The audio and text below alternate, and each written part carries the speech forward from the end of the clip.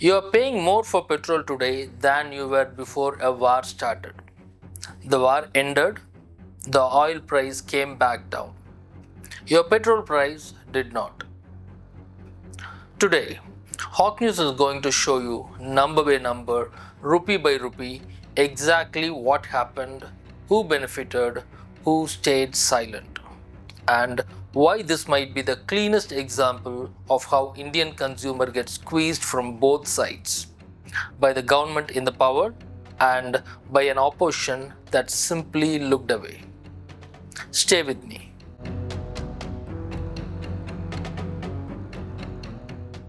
Let me take you back to February 27, 2026.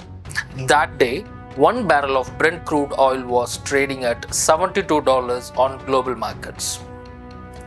Normal, stable, nothing alarming.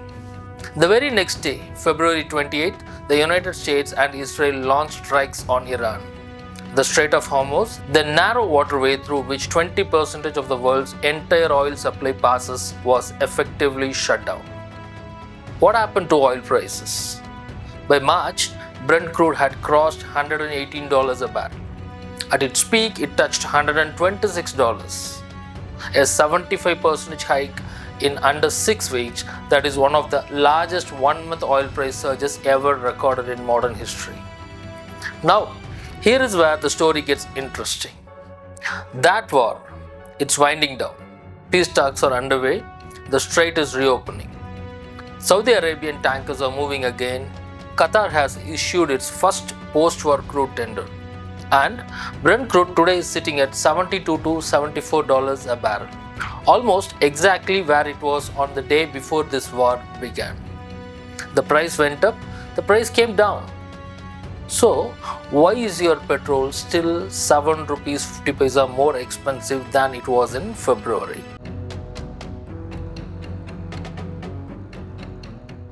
Let me show you what happened to your fuel prices during the same period. In February 2026, Delhi petrol was 94 rupees 72 paisa per litre. Diesel was 87 rupees 62 paisa. By May 15th, once crude peaked and OMC's losses became impossible to hide, the government acted fast. 4 price hikes in under 2 weeks. By the time they were done, Delhi petrol had crossed 100 rupees per litre for the first time, landing at 102 rupees 12 paisa, and diesel hit 95 rupees 20 paisa. That is a 7 rupees 50 paisa jump per litre in under 2 weeks. Then it wasn't just at the pump. On June 7th, your cooking gas was hiked too. Rupees 29 per cylinder, the second such hike in 3 months. In Delhi, a 14.2 kg domestic LPG cylinder now costs 942 rupees. It was 852 rupees 50 paisa in February. Petrol, diesel, cooking gas, everything went up. Now, crude is back to $73 a barrel. It has been falling for weeks. Goldman Sachs expects Persian Gulf exports to be fully restored to pre-war levels by end of July. And the government's response to a price cut? Silence.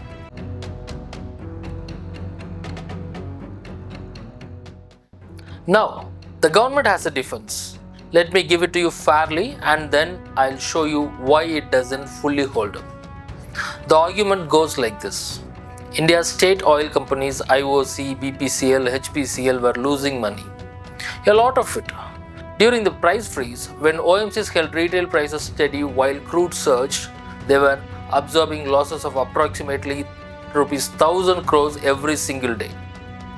This is real. That is a genuine crisis for public sector companies.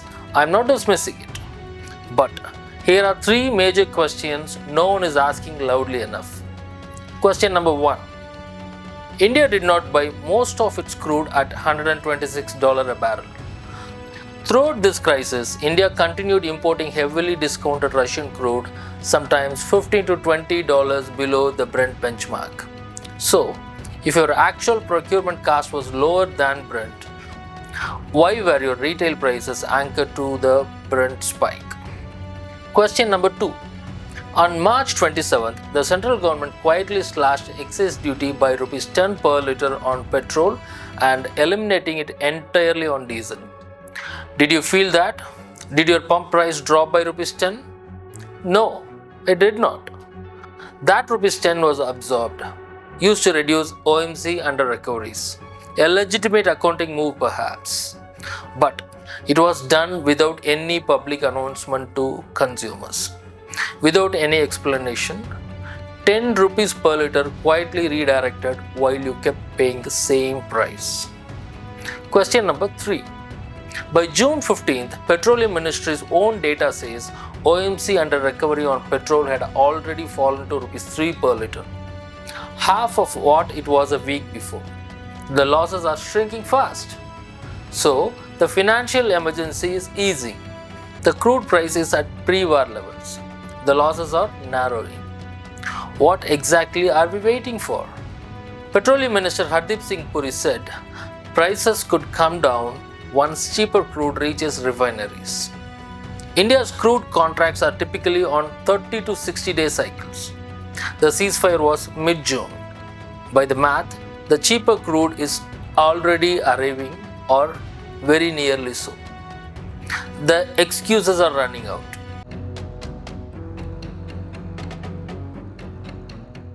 Now, let me ask a question that might make some people uncomfortable. Where is the opposition? In 2012, crude oil was at $110 a barrel. The UPA government was in power. The BJP, then in opposition, had held over 100 public rallies. They called fuel prices an atrocity on the Aam Aadmi. They marched, they burnt effigies. It was a signature political campaign. Today, crude is at $73 a barrel, lower than it was in 2012. And retail petrol prices in India are higher than they were at any point during that UPA era. Where are those rally organizers? Congress has held press conferences on Hormuz crisis, about geopolitics, about India's foreign policy posture, about what Rahul Gandhi thinks on Trump's diplomacy. No one specifically demanding crude is back to pre-war levels, cut the price now, give us a date. And here is a detail that should have been opposition front page news: the excise duty cut story. On March 27th, the central government reduced excise duty by Rs 10 per litre on petrol. That is a Gazette notification. It is public record. 0 rupees of it reached the consumer.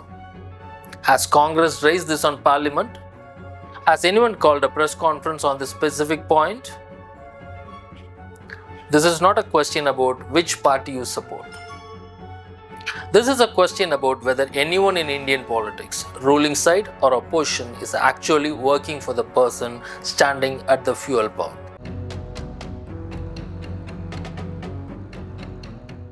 I want to step back from the numbers for a moment and talk about what this actually means for your daily life. Diesel powers every goods truck on every Indian highway, every tractor in every field, every delivery vehicle, every auto rickshaw in cities where CNG hasn't reached yet. When diesel goes up 7 rupees 52 paisa per litre and doesn't come back down, that cost travels. It travels into the price of your vegetables, your groceries, your courier delivery. And who feels this the hardest? Not the person who works from home, not the person who can afford an EV. It is a truck driver operating on a 3% margin, the auto driver whose daily earnings are fixed by a union agreement that hasn't been revised, the small restaurant owner paying Rs 3,067 for a commercial LPG cylinder, up from under 2,000 before March. These people cannot wait for the crude import cycle to clear. They cannot wait for OMC balance sheets to recover. They are absorbing the cost right now.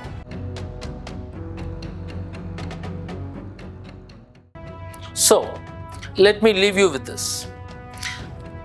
There is an unwritten rule in India's fuel pricing system. When crude goes up, prices go up fast. When crude comes down, prices come down slowly or not at all. This is not the law. This is not written in any policy document. This is just what has happened under this government, under the last government, and the one before that. Both parties have benefited from this asymmetry. Crude oil on global markets today is $73 a barrel. Your petrol, rupees 102 a litre in Delhi. The cause of the crisis has reversed. The consequences for the citizen have not. We at Hawk News will keep watching this number every week. The moment OMC losses reach zero, which data suggests is imminent, there is no technical argument left for not cutting prices. And if that cut doesn't come, you will know. And now you know exactly what to ask. If this report gave you something to think about, share this with someone who may find this useful.